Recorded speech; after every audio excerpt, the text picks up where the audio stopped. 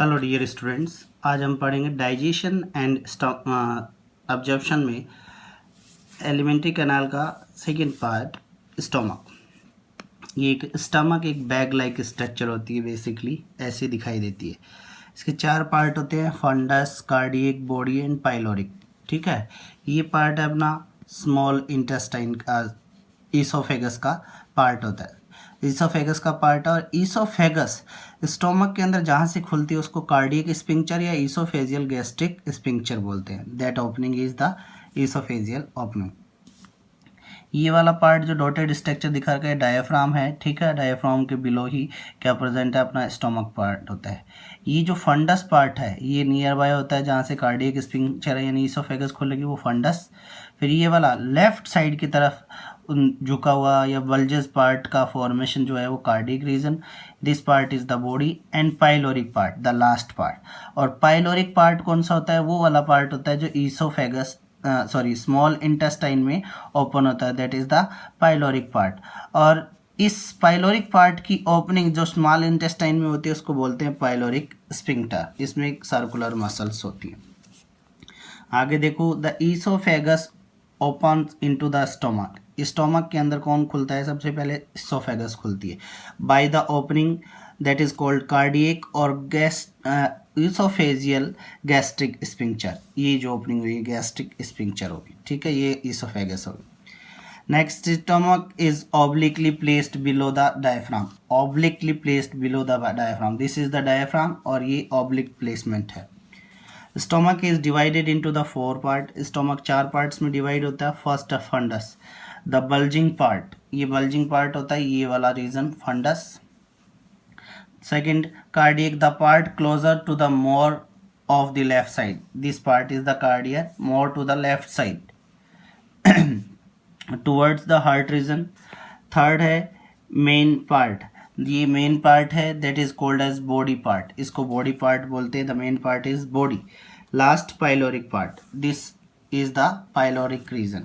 Lower part of the pyloric, lower part, ठीक है, और लोअर पार्ट होता है जिसको क्या बोलते हैं, pyloric, open into the small intestine. ये लोअर पार्ट हो गया, किस में खुलता है, स्मॉल इंटेस्टाइन में खुलता है। ठीक है, स्मॉल इंटेस्टाइन पार्ट के अंदर खुलता है। और इस ओपनिंग को हम लोग क्या बोल सकते हैं, स्मॉल इंटेस्टाइन में जो ओपन होता है पाइलोरिक स्फिंक्टर बोलते हैं। तो पाइलोरिक पार्ट के पास में क्या होते हैं, पाइलोरिक स्फिंक्टर होते हैं। फिर लोकेशन स्टमक की slightly left side, slightly left side में शिफ्टेड रहता है। Stomach at its two ends, stomach के टू एंड्स है, हैज़ टू स्पिंक्चर। स्टोमक के दो एंड्स होते हैं, कौन सा, एक तो ईसोफिजियल एंड और एक स्मॉल इंटेस्टाइनल एंड। इसके दो स्पिंक्टर होते हैं। जहाँ से ईसोफेगस खुलेगी उसको ईसोफेगियस ओपनिंग बोलते हैं। ठीक है, वो कार्डियक स्पिंक्टर कहलाता है, that is. And another is the when stomach open into the smallest intestine, जब इस स्टोमक इन स्मॉल इंटेस्टाइन में खुलता है तो उसको पाइलोरिक स्फिंक्टर बोलते हैं। This is the structure of stomach. Next है हिस्टोलॉजी। हिस्टोलॉजी में हम लोग बेसिकली पढ़ चुके हैं कि सारी की सारी एलिमेंट्री कैनाल के अंदर चार लेयर्स प्रेजेंट होती है: सीरोसा, मस्कुलरिस, सब म्यूकोसा एंड म्यूकोसा। स्टोमक के अंदर एक स्पेशल कैरेक्टर भी प्रेजेंट होता है, that is the oblique muscles. ठीक है, जो हम पीछे पढ़ चुके हैं। हिस्टोलॉजी में it is made up of same four layers. सारी की सारी एलिमेंट्री कैनाल जैसे बनी होती है वैसे ये चार पार्ट से फॉर्म अप रहता है, दैट इज सीरोसा, मस्कुलरिस, सब म्यूकोसा एंड म्यूकोसा। ये चार पार्ट कौन कौन से, सीरोसा, मस्कुलरिस, सब म्यूकोसा एंड म्यूकोसा, चार पार्ट होते हैं। सबसे पहले मस्कुलरिस। मस्कुलरिस को फर्दर हम लोग दो पार्ट्स में और डिवाइड कर सकते हैं। लॉन्गिट्यूडिनल मसल लेयर होती है अपर लेयर मस्कुलरिस के अंदर, सेकंड होती है सर्कुलर मसल लेयर मस्कुलरिस के अंदर, एंड थर्ड यूनिक फीचर है जो खाली स्टमक के अंदर ही प्रेजेंट होता है। ठीक है, और पूरे एलिमेंट्री कैनाल में कहीं पे नहीं होता, खाली unique feature only present in the stomach. Oblique muscle layer only in the stomach. बाकी सारे सिस्टम में एलिमेंट्री कैनाल में पूरे पार्ट में यानी ईसोफेगस से लेकर लार्ज इंटेस्टाइन तक ये दोनों प्रेजेंट होती है, बट स्टोमक के अंदर ये स्पेसिफिक ओपेक मसल्स भी प्रेजेंट होती हैं, ऑब्लिक मसल्स भी प्रेजेंट होती हैं, that is found only in the stomach, ये स्पेशल फीचर। फिर सेकंड है अपना लास्ट म्यूकोसा। ठीक है, इन जो चेंजमेंट है उनके बारे में पढ़ रहे हैं, बाकी शिरोसा और सब म्यूकोसा सेम ही होती है। दूसरा म्यूकोसा लास्ट पार्ट है जो, ठीक है। Mucosa has gastric gland, mucosa के अंदर यानी सबसे इंटरनल लेयर होती है, उसके अंदर गैस्ट्रिक ग्लैंड होती है। गैस्ट्रिक ग्लैंड क्यों बोलेंगे, जो डाइजेशन में हेल्प कर रही है। Digestion take place and also store food, इस पार्ट के अंदर क्या होता है, डाइजेशन टेक होता है, यानी डाइजेशन कंप्लीट होता है और ये खाने को भी स्टोर करके रखता है। Next, carbohydrate rich food is stay in stomach. अब क्या बोल रहे हो कि इट मीन्स ये स्टोर फूड करता है, जैसे म्यूकोसा की बात करते हैं तो ये फूड स्टोर करता है, यानी स्टोमक का एक पार्ट है जो म्यूकोसा रीजन, उसमें फूड स्टोरेज रहता है। तो सबसे पहले कार्बोहाइड्रेट यानी carb rich food is stay in stomach. Carbohydrate rich जो फूड होता है वो स्टोमक के अंदर 1 to 2 आवर्स तक रहता है, ठीक है, मैक्सिममली 1 to 2 आवर तक स्टोर रहता है। दूसरा, प्रोटीन रिच, प्रोटीन रिच जो फूड मटेरियल होगा वो 3 से 4 घंटे होता है। And fat rich food stay stomach in 4 to 6 hour, और जो फैट रिच फूड होता है वो सबसे ज़्यादा टाइम पीरियड तक लिए स्टोमक में स्टे रहता है या स्टोर रहता है, that is 4 to 6 hour. And that's why we feel the fullness in the stomach when we eat when we have consumed which is fatty. और इसलिए हम लोग क्या बात करते हैं, फैट के 4 से 6 घंटे तक स्टोर रहता है बॉडी के अंदर, और इसलिए हम लोग बोल सकते हैं जब आप लोग फैटी फूड इंजेस्ट करते हो या कंज्यूम करते हो तो आप लोगों को ऐसे फुलफिलनेस सी लगता है कि मतलब कुछ पेट में भर दिया गया है, यानी फुल कर दिया हो, वजन वजन सा लगने लगे, that is the fullness in stomach when we eat a fatty food, क्योंकि ये 4 से 6 घंटे तक स्टोर रहता है, डाइजेशन जल्दी। तो कार्बोहाइड्रेटेड का डाइजेशन फास्टली होता है और प्रोटीन को थोड़ा सा टाइम लगता है, और फैट को डाइजेशन होने में बहुत ज़्यादा टाइम लगता है।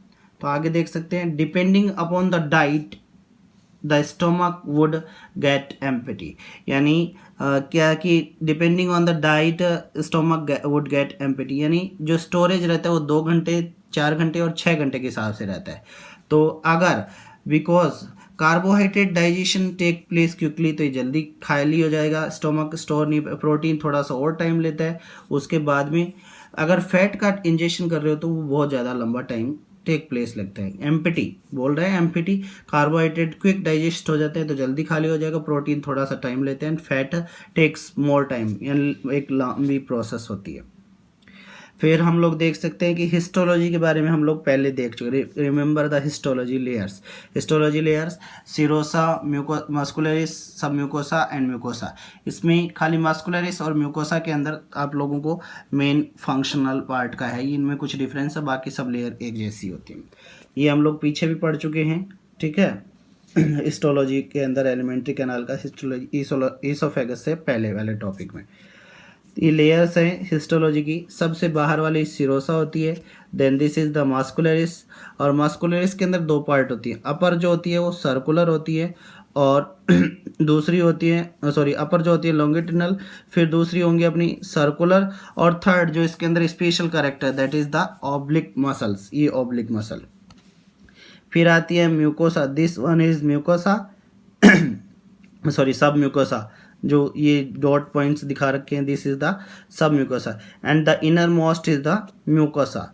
और म्यूकोसा की इन फोल्डिंग, म्यूकोसा की अंदर की तरफ फोल्डिंग होना ही और एक ब्रांच स्ट्रक्चर का फॉर्मेशन करता है, इन फोल्ड ऑफ म्यूकोसा एक ब्रांच स्ट्रक्चर का फॉर्मेशन करता है, that is the gastric gland, वो गैस्ट्रिक ग्लैंड होता है, ठीक है। फिर this is the structure of the gastric gland, upside down. Upside down मतलब क्या है, वैसे तो ये सबसे अंदर की तरफ होती है, बट ये अंदर की तरफ कैसे बात कर रहे हो बेटा, कि जैसे हम लोग बात करें this is the inner most means mucosa layer. अब ये हम लोग इसको ऐसे उल्टा करेंगे तो ये ऊपर की तरफ दिखाई देगा, ठीक है, यानी इधर होगा कौन सा, इस पार्ट की इधर वाला पार्ट हो जाएगा अपना सब म्यूकोसा, फिर muscularis and then the serosa. तो serosa, muscularis and submucosa और लास्ट में म्यूकोसा, तो ये this is the mucosa layer. तो ये हो गई म्यूकस लेयर। अब म्यूकस लेयर के अंदर क्या होती है, टॉल एंड कॉलुमरल सेल्स होती हैं, ये टॉल एंड कॉलुमरल सेल्स होती हैं। इनका काम क्या है, ये tall and columnar cells mucus secrete करती हैं, ठीक है। फिर ये वाला जो पार्ट है इसके अंदर कुछ स्पेशल स्ट्रक्चर्स होती है म्यूकस लेयर के अंदर, that is known as goblet cell. ये कौन सी सेल्स होती हैं? Goblet cell. ये वाली और ये वाली, ये गोबलेट सेल है, इनके बारे में आगे और देखेंगे। फिर दूसरा पार्ट होता है ये स्ट्रक्चरल ऑर्गेनाइजेशन, बाहर की तरफ खुलता हुआ पार्ट, और इनकी ओपनिंग इंटरनल साइड में होती है, दिस इज द ओपनिंग, इसको भी आगे देखेंगे, दैट आर ऑक्जेंटिक सेल, ये लार्ज सेल होती है। थर्ड है ये कॉलमुलर सेल्स के जैसे structural organisation, that are the chief cells. Next argentaffin cells, argentaffin cells होती है ट्राइंगुलर सेल शेप्ड। फिर बात कर सकते हैं जी सेल, कुछ स्पेसिफिक सेल्स और होती है चीफ सेल्स के बीच बीच में जो पूरे सिस्टम में प्रेजेंट होती है, that is endocrine in nature. And last a mushroom shaped structure है, यानी लोअर पार्ट इज नैरोअर और upper part is broader, that are stem और बेसल सेल। ये gastric gland upside to down है। सबसे पहले gastric glands simple, gastric gland कैसी होती है? सिंपल ब्रांच ट्यूबुलर ग्लैंड होती है। सिंपल क्यों बोला गया है? क्योंकि सिंपल फॉर्मेशन में क्या यहाँ बात करेंगे कि स्पेसिफिक है, ये सिंपल फॉर्मेशन है, इसके अंदर कोई लेयर्स का एसोसिएशन नहीं है कि नहीं एक के बाद में एक लेयर नहीं, इसलिए सिंपल ब्रांच्ड है, ये स्ट्रक्चर ब्रांच्ड है। एंड ट्यूबुलर पार्ट होती है, ट्यूब्यूल जैसे स्ट्रक्चर है। Mucosa undergoes infolding and that's how this gland form. ये कौन सी लेयर है? अपनी म्यूकोसा है, और म्यूकोसा के अंदर की तरफ फोल्डिंग होना, म्यूकोसा की infolding, that's how this gland is form. Infolding of mucosa forms this gland. इसके अंदर 4 ग्लैंड्स का फॉर्मेशन होता है, that is goblet cells, oxyntic cells, chief cells, argentaffin cells, G cells and stem या basal cells. इनके बारे में हम लोग नेक्स्ट टॉपिक में डिस्कस करेंगे। Thank you.